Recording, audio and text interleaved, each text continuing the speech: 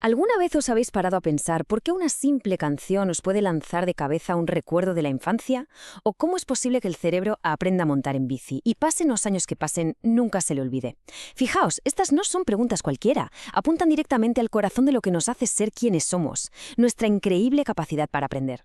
El aprendizaje, al final, es el proceso que nos permite adaptarnos, evolucionar y construir todo lo que llamamos cultura y conocimiento. Hoy vamos a meternos en la sala de máquinas, vamos a analizar a fondo ese motor invisible que mueve nuestro comportamiento, desmontando las teorías fundamentales que desde la psicología explican cómo la experiencia nos va esculpiendo a cada momento. Pensemos un segundo en esto, ese tirón, ese impulso casi magnético de echar mano al móvil en cuanto oímos una notificación. Eso no es casualidad, como tampoco lo es esa manía que le cogemos a un alimento que una vez nos sentó mal. O esa capacidad alucinante de aprender a hacer algo nuevo, qué sé yo, un acorde de guitarra simplemente viendo a alguien en una pantalla. Detrás de todas estas cosas tan cotidianas que hacemos casi en piloto automático, se esconden unos mecanismos de aprendizaje potentísimos que funcionan por debajo de nuestro radar. Hoy lo que vamos a hacer es precisamente eso, ponerles nombre, entender su lógica y descubrir el porqué de estas conductas que marcan nuestro día a día. Bien, pues esta es nuestra hoja de ruta. Vamos a empezar por la pregunta del millón, la que lo inició todo. ¿Qué narices es aprender? Veremos que la respuesta dividió a la psicología en dos bandos casi irreconciliables. Luego nos sumergiremos de lleno en las primeras respuestas, las de los conductistas, explorando el increíble poder de la asociación con el condicionamiento clásico y cómo las consecuencias de lo que hacemos nos moldean con el condicionamiento operante. Y después daremos un giro clave, un cambio de paradigma total, para mirar dentro de la mente, viendo cómo aprendemos de los demás con Bandura y cómo creamos auténticos mapas del mundo en nuestro cerebro gracias a Tolman. Venga, pues vamos al lío. Antes de desgranar todos los mecanismos, tenemos que hacernos la pregunta que literalmente prendió la mecha de un debate que duró casi un siglo. ¿Qué significa de verdad aprender? Y ojo, porque la respuesta no es nada obvia. De hecho, la psicología del siglo XX fue, en gran medida, un campo de batalla entre dos maneras radicalmente opuestas de entenderlo. Dos filosofías que no solo decían que había que estudiar, sino cómo había que estudiarlo. Y aquí está el meollo de la cuestión. Imaginaos que queremos saber si una persona ha aprendido a usar un programa nuevo en el ordenador. Para un conductista, la cosa es simple. La única prueba que vale es ver a esa persona hacer algo. Verla hacer clic donde toca, teclear los comandos correctos. Si no hay una acción que se pueda ver y medir, no hay aprendizaje. Para ellos, la mente era una caja negra. No se puede ver lo que hay dentro, así que no es científico. Solo importa lo que entra, el estímulo, y lo que sale, la respuesta. Pero claro, para los psicólogos cognitivos, el aprendizaje de verdad es el clic que ocurre dentro de la cabeza. Es el momento en que la persona pilla la lógica del programa, cuando se forma un esquema mental de cómo funciona. Así que, aunque los dos están de acuerdo en que el aprendizaje viene de la experiencia y es duradero, unos se centran en el hacer y los otros en el comprender. Empezamos nuestro viaje con la primera gran teoría conductista, el condicionamiento clásico. La idea central es sencillísima, pero muy profunda. Aprendemos a base de asociar cosas. Es ese mecanismo silencioso que está detrás de muchísimas de nuestras reacciones más viscerales, más automáticas. Explica, por ejemplo, por qué el olor a desinfectante de un hospital nos puede dar una punzada de ansiedad, o cómo una canción que hace años que no escuchamos nos puede inundar de nostalgia sin que podamos hacer nada para evitarlo. Es un aprendizaje pasivo, que nos pasa sin que lo decidamos. El experimento de Iván Pablo, que todos conocemos, lo ilustra a la perfección. Al principio, la situación es de cajón. La comida, que es un estímulo incondicionado, provoca una respuesta biológica que no se puede evitar: salivar. Una campana, por otro lado, pues es un ruido y ya está, un estímulo neutro para el perro. La genialidad de Pavlov está en el segundo paso, la asociación sistemática. Al hacer sonar la campana justo antes de darle la comida, una y otra vez, el cerebro del perro aprende algo vital. La campana predice que va a llegar la comida, y entonces ocurre la magia. La campana, que antes era ruido de fondo, ahora tiene un significado nuevo y es capaz de hacer que el perro salive por sí sola. Se ha convertido en un estímulo condicionado y la respuesta en una respuesta aprendida. Vamos a desglosar esto para que quede clarísimo, porque estos términos son el ABC de todo esto. Tenemos la pareja que viene de fábrica, el reflejo natural que no necesita aprendizaje, el estímulo incondicionado, la comida, y la respuesta incondicionada, la salivación, pura biología. El aprendizaje es el proceso que transforma un extra sin frase, el estímulo neutro, la campana, que no significaba nada, en una estrella principal, el estímulo condicionado, que ahora tiene el poder de provocar una respuesta condicionada. Y ojo, aquí está el detalle clave. Aunque parezca que la salivación es la misma, no lo es. Una es una reacción fisiológica porque hay comida en la boca, y la otra es una reacción a la anticipación de la comida. Una es instinto, la otra es pura experiencia. Y esta idea la llevó al extremo John B. Watson, el fundador del conductismo. Su famosa y provocadora frase resume su filosofía radical. El ambiente lo es todo, la genética no importa. Watson estaba tan convencido que lo demostró en su polémico experimento con el pequeño Albert, condicionando a un bebé de 9 meses para que le tuviera pánico a una rata blanca que antes le encantaba. ¿Cómo? Pues presentándole la rata y a la vez dando un golpetazo metálico muy fuerte a su espalda. Después de unas pocas veces, solo con ver la rata, el niño rompía a llorar. Para Watson esto demostraba que las emociones complejas como el miedo eran simplemente respuestas condicionadas. Esta visión, que hoy está superada y sería éticamente inaceptable, revela la fe casi ciega que los primeros conductistas tenían en el poder del entorno para moldearnos. Pasamos ahora a la segunda gran teoría conductista. Si el condicionamiento clásico explica cómo asociamos estímulos y generamos respuestas automáticas, el operante se centra en las conductas voluntarias, las que hacemos a propósito. El cambio de foco es total. Ya no importa lo que pasa antes de la conducta, sino lo que pasa justo después.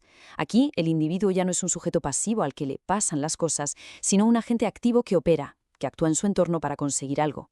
Nuestras acciones tienen consecuencias y son esas consecuencias las que van a determinar si las repetiremos o no en el futuro.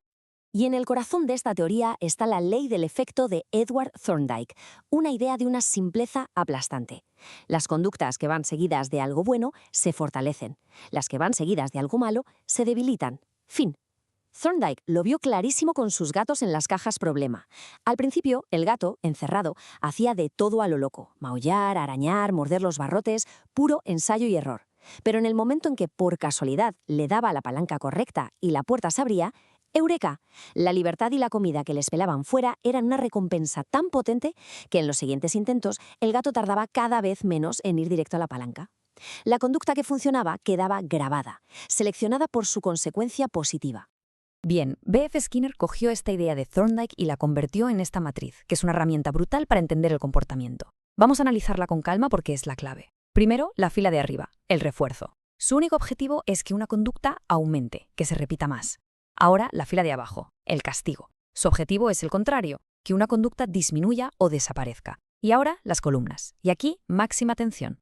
Positivo y negativo no significan bueno y malo, olvidaos de eso. En este contexto son casi términos matemáticos. Positivo es añadir algo y negativo es quitar algo.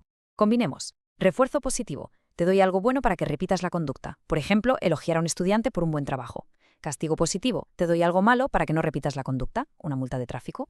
Ahora la parte que lía a todo el mundo. Castigo negativo. Te quito algo bueno para que una conducta disminuya. Dejar sin postre por no comer la verdura. Y el más lioso de todos, refuerzo negativo. Aquí quitamos algo malo, algo que molesta, para que la conducta que lo quita se repita. El ejemplo perfecto es el pitido del cinturón del coche. Es un coñazo. Abrocharte el cinturón, la conducta, quita el pitido. Es un alivio, y ese alivio refuerza la conducta de abrocharse el cinturón. Tomar una aspirina para el dolor de cabeza es lo mismo. La conducta, tomar la pastilla, elimina algo malo, el dolor, reforzando que uses aspirinas en el futuro. Dominar esta tabla es entender el motor de casi todo lo que hacemos voluntariamente. El conductismo, con sus dos condicionamientos, fue el rey de la psicología durante décadas. Pero el edificio tenía grietas. A ver, si todo se aprende por experiencia directa, por ensayo y error o por refuerzos, ¿cómo explicamos que un niño aprenda a usar el mando de la tele solo con ver a sus padres? O que alguien aprenda un paso de baile complejo imitando un vídeo. Ahí no hay un proceso gradual de refuerzo. La respuesta a este enigma la trajo Albert Bandura, y su idea fue tan simple como revolucionaria. Una parte enorme de nuestro aprendizaje es social. Aprendemos observando a otros. Con él, la psicología empezó, por fin, a abrir la famosa caja negra de la mente. Pero ojo, para Bandura, aprender viendo no es ser un loro, no es imitar de forma automática. Es un proceso mental muy sofisticado que tiene 4 condiciones, una especie de checklist. Pensemos en aprender a cocinar una receta viendo un vídeo. Primero, la atención. Si no te fijas en cómo el chef corta las verduras, si estás a la vez con el móvil, no aprendes. Tienes que prestar atención. Segundo, la retención. Tienes que ser capaz de guardar esa información en la memoria, crear una imagen mental de los pasos. De nada sirve verlo si se te olvida el segundo. Tercero, la reproducción. Tienes que tener la capacidad física para hacerlo. Yo puedo memorizar cada movimiento de un gimnasta olímpico, pero mi cuerpo no puede replicarlo. Y por último, y esto es crucial, la motivación. ¿Por qué querrías imitar al chef? Pues quizá porque viste que a él le quedaba un plato delicioso y todo el mundo le felicitaba. Eso es el refuerzo vicario. Ver que el modelo recibe una recompensa por lo que hace nos motiva a nosotros a intentarlo. Si falla uno de estos 4 pasos, el aprendizaje por observación no se da. Si Bandura abrió una rendija en la puerta de la cognición, Edward Tolman la tiró abajo. Y lo curioso es que lo hizo desde dentro del propio conductismo.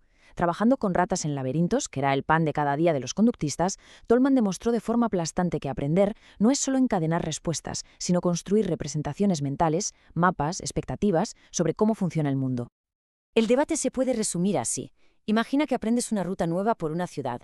Un conductista puro y duro como Clark Hull diría que lo que has aprendido es una coreografía de movimientos. Camino 2 calles, giro a la derecha en la farola, sigo recto. Es casi una memoria muscular. Pero Tolman propuso algo radicalmente distinto. Dijo que no aprendes una secuencia, sino que construyes un mapa mental de la zona. No sabes solo el camino, entiendes la distribución del espacio, dónde están las cosas unas respecto a otras. Esto es lo que Tolman creía que hacían sus ratas. No aprendían a girar a la derecha, aprendían dónde estaba la comida. Y de aquí nace su concepto estrella, el mapa cognitivo, una representación mental flexible de nuestro entorno. Y la prueba es brillante. Tolman dejaba que una rata explorara un laberinto sin ninguna recompensa. Luego ponía comida en la meta. ¿Y qué pasaba? Que la rata la encontraba rapidísimo. Después bloqueaba el camino habitual que la rata había aprendido. Si solo hubiera aprendido una secuencia de giros, se habría quedado atascada. Pero no, la rata era capaz de tomar atajos y rutas que nunca había usado. ¿Cómo? Porque no se guiaba por una lista de instrucciones, sino consultando su Google Maps mental. Y esto reveló el aprendizaje latente. La rata había estado construyendo ese mapa todo el tiempo, sin recompensa. Y ese conocimiento solo salió a la luz cuando tuvo una motivación para usarlo. Esto fue un golpe mortal para el conductismo radical. Y después de todo este viaje, podríamos pensar que estas son teorías de museo, pero nada más lejos de la realidad. Son el código fuente de nuestro mundo. La terapia de exposición para superar el miedo a volar es condicionamiento clásico en acción. El diseño adictivo de las redes sociales con sus likes y notificaciones, puro condicionamiento operante para mantenernos enganchados. El último tutorial de bricolaje o de maquillaje que hemos visto en YouTube, aprendizaje social de Bandula en estado puro. Desde cómo educamos a nuestros hijos hasta cómo se entrena una inteligencia artificial, los principios que hemos visto hoy están ahora mismo moldeando nuestra vida. Hemos viajado desde la simple salivación de un perro hasta la complejidad de los mapas mentales. Cada una de estas teorías en su momento fue una auténtica revolución, una nueva ventana para sumarnos a nosotros mismos. Y la pregunta hoy sigue abierta. ¿Cuál será la siguiente pieza del puzzle? Con los avances en neurociencia, que ya nos permiten ver esos mapas cognitivos formándose en el cerebro, estas ideas no es que envejezcan, es que se convierten en los cimientos sobre los que construimos el futuro. Y nos recuerdan que el acto de aprender, ese motor que nunca para y que nos define como especie, es quizás la aventura más extraordinaria de todas.